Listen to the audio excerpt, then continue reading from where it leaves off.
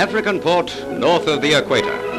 After months of intensive and secret preparation, the naval invading force with regular troops, commando units, RAF and fleet air arm support lie in waiting for the signal to set sail for the occupation of Madagascar.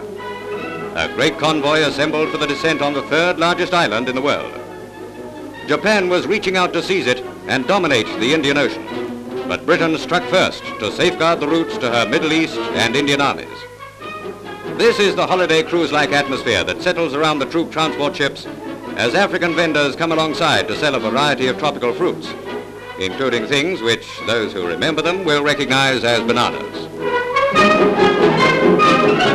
Lying off the east coast of Africa, Madagascar, about 4 times as large as England and Wales, occupies a very strategic position in the Indian Ocean. Madagascar bound. Under the command of South African-born Admiral Syfret, the naval forces head out on the start of a brilliant piece of coordinated work by the 3 services. The men who were 1 jump ahead of Naval make for the French naval port, which the Japs were seeking to grab as they grabbed French Indochina. The voyage is livened up with a practice shoot. Guns which are to be used in action are warmed up.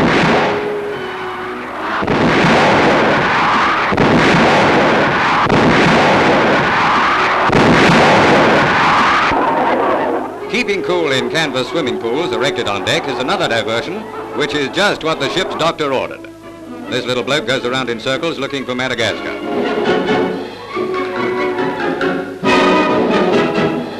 Hello, there already. Think I'll take a sniff around the Madagascar works. Crossing the line calls up all the time-honored good-humored fun, with Father Neptune presiding over his light-hearted subjects who forget war for a while in a grand old rough and tumble. From the captain to the cook, all enter into the spirit of carnival, which takes hold of everyone and makes them forget for a while the sterner business which confronts them.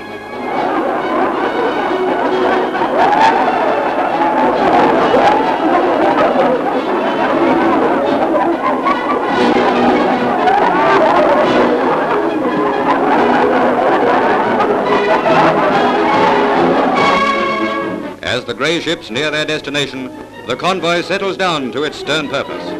As we close into one of the big ships, we catch a glimpse of Royal Marines transferring onto a destroyer. These are the men who will be taken under the cover of darkness into the harbour of Diego Suarez. In the gathering gloom, the frontal attack is prepared while the forces are massed for the main assault on the west coast of Coria Bay behind Diego Suarez and Anserana. Final operational orders from Admiral Syfret are delivered by a destroyer, which looms out of the dusk on this turgidly hot night of swift surprise. This is the scene at the entrance of Diego Suarez Harbour as the shore batteries were engaged by our naval guns.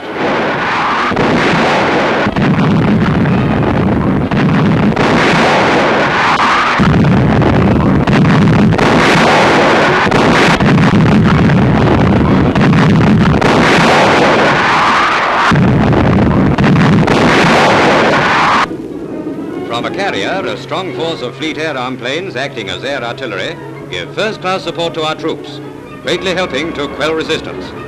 Squadrons of planes striking from the sea, while the main land assault develops in the French rear across the isthmus.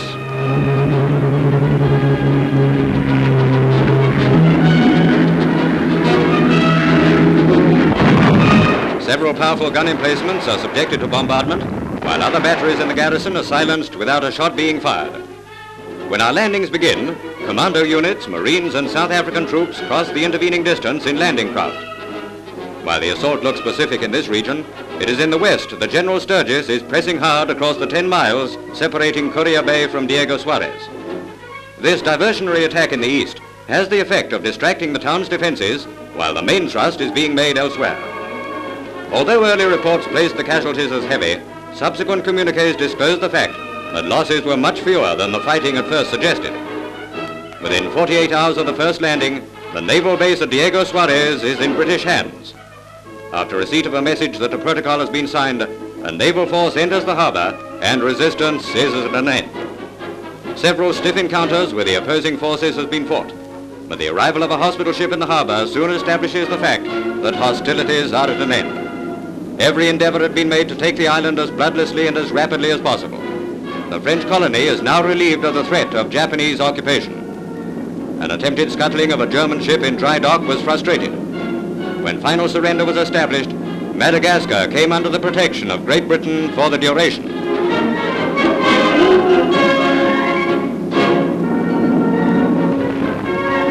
As anchor chains run out from British warships moored in the harbour, we take you aboard the flagship to meet the leaders of this expedition.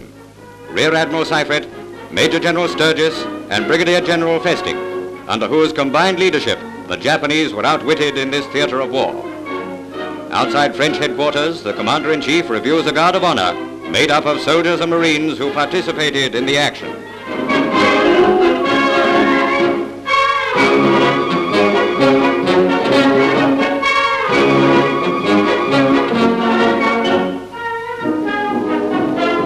To the martial music of a military band, the local inhabitants begin to lose their first nervous feelings, coming out into the streets carrying white flags as evidence of their intentions. The general attitude was never favorably disposed to the Japanese.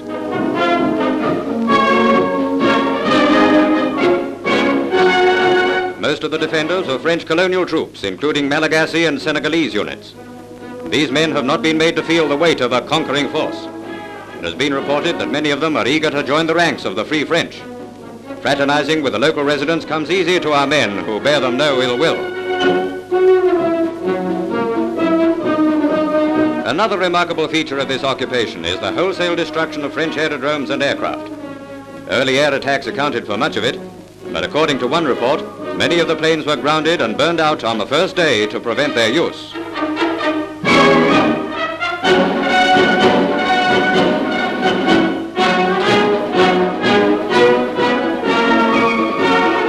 Against a large portrait of Pathe, British and French assembled at Ansirana for the signing of the terms of surrender.